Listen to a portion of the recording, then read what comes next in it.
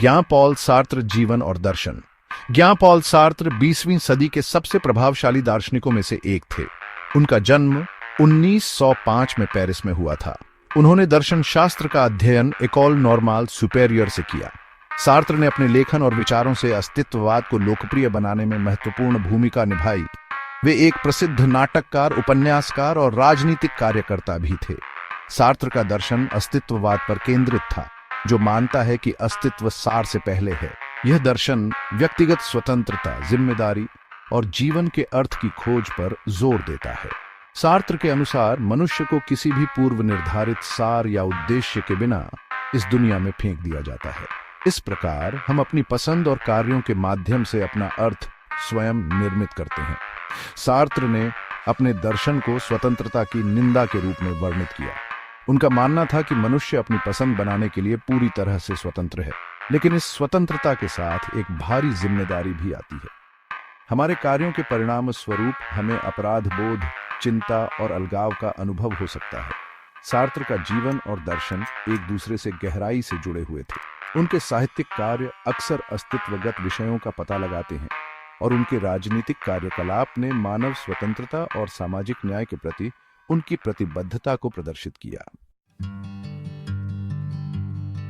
ज्ञां Paul Sartre ने साहित्य के क्षेत्र में भी महत्वपूर्ण योगदान दिया। उनके नाटक, उपन्यास और दार्शनिक निबंध व्यापक रूप से पढ़े और चर्चा किए गए। उनकी कुछ प्रमुख रचनाओं में शामिल हैं मतली। यह उपन्यास अस्तित्वगत संकट और जीवन की बेतुकी से जूझते एक व्यक्ति की कहानी बताता है। अस्तित्ववाद एक मानवतावाद है।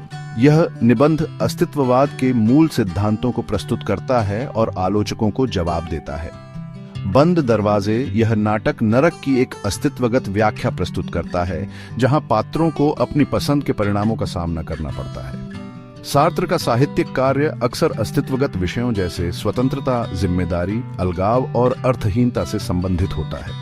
उनके पात्र अक्सर अपने अस्तित्व के साथ संघर्ष करते हुए और जीवन में अपने स्थान की तलाश करते हुए दिखाई देते हैं। अस्तित्ववाद पर सार्त्र का प्रभाव निर्विवाद है। उन्होंने अपने लेखन और व्याख्यानों के माध्यम से इस दर्शन को लोकप्रिय बनाया और इसे 20वीं सदी के मध्य में एक प्रमुख बौद्धिक आंदोलन बनाने में मदद की। सार्त्र के काम ने कला, साहित्य और राजनीति सहित कई क्षेत्रों को प्रभावित किया है।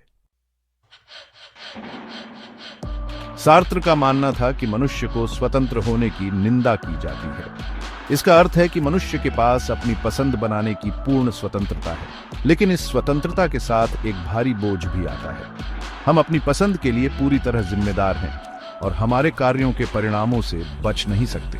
यह स्वतंत्रता हमें चिंता, अपराध बोध और अलगाव की भावना दे सकती है। हमें लगातार यह एहसास दिलाया जाता है कि हम अपनी पसंद के लिए पूरी तरह जिम्मेदार हैं और यह बोध भारी पड़ सकता है।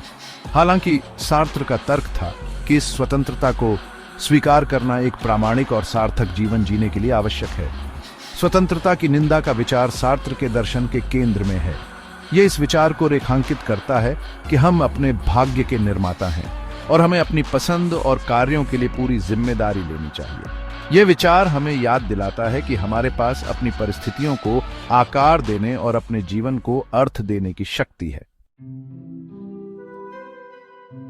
मतली सार्त्र का पहला उपन्यास था, जो 1938 में प्रकाशित हुआ। यह उपन्यास एंटोनी रोकेंटिन नामक एक इतिहासकार की कहानी कहता है, जो फ्रांस के एक छोटे से शहर में रहते हुए अस्तित्वगत संकट से जूझ रहा है। रोकेंटिन को अचानक अपने अस्तित्व की बेतुकी और अर्थहीनता का एहसास होता है, जिसे वह मतली के रूप में वर्णित करता है। उपन्यास के दौरान रोकेंटिन अपने आसपास की दुनिया से अलग थलग और विमुख महसूस करता है। वह अपने अस्तित्व के उद्देश्य पर सवाल उठाता है और जीवन में अर्थ खोजने के लिए संघर्ष करता है। उसे एहसास होता है कि अस्तित्व का कोई आंतरिक अर्थ या उद्देश्य नहीं है और यह कि मनुष्य अपने कार्यों और पसंद के माध्यम से अपना अर्थ स्वयं बनाता है। मतली अस्तित्ववादी विचारों का एक शक्तिशाली और परेशान करने वाला अन्वेषण है। यह उपन्यास हमें याद दिलाता है कि जीवन अनिश्चित और अप्रत्याशित है और यह कि हमें अपनी पसंद और उनके परिणामों के साथ जीना होगा।